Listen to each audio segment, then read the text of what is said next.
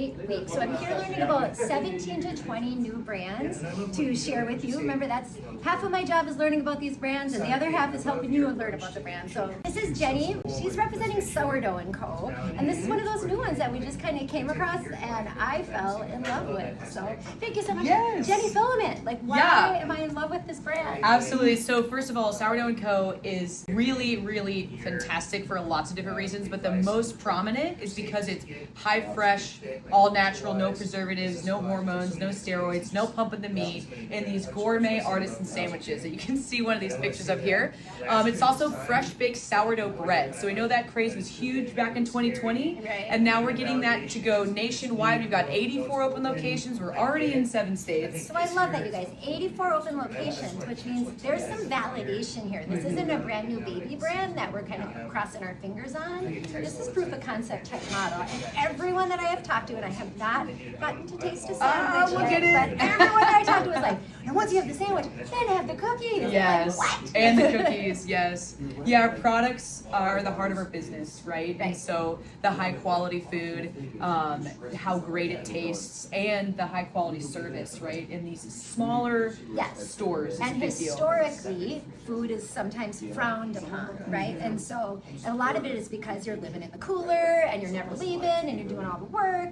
And so Sourdough has several multi-unit franchisees who are managing multiple stores, and some of them still have their corporate jobs. Yeah, some of them still corporate jobs, and some of them are taking money from their other businesses and just saying, dumping it into Sourdough Co. You'll hear that on validation. I can put them in touch with anybody. They'll be able to call them directly, talk with them, but it's the favorable store hours for food operation that really separates us too. So you're thinking like 10 to 10:30 in the morning, open up for lunch, and then 7 to 7:30 in the evening to kind of close out that dinner crowd. So your hours of operation, startup and close down, is probably between 9 a.m. and about 8 p.m. max, which is also favorable for those food hours as well. And now just the skinny on some of the numbers. So talking about the item 7, remember that's the total investment into the business. We're going to talk 1 unit, and then I would think this is something you're going to want to look 3 units-ish, but let's talk about the skinny on the item 7. Yeah, so item 7 initial investment, I'm going to round up here just for simplicity of numbers. It's around $286,000 on the low end, around $565,000 on the high end. Really depends on that lease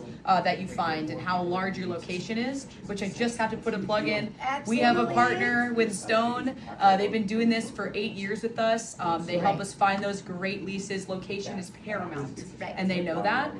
So within 2 weeks of signing on to be a franchisee, you're in a meeting with those guys, and about 5 to 8 months from signing on, you're opening your doors. So that initial investment, like I said, item 19. Do you want to? Absolutely. It's like we talked about the investment into the business. Now remember, the item 19 is where we can start to get an idea and understanding of how revenue is going to look. And so that's probably what got me excited about this one. Now numbers.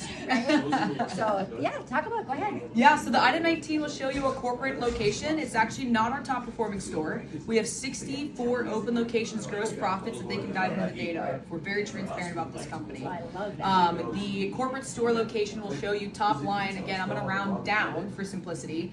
923 gross profits, 187 net. It's around just north of a 20% margin in the food space.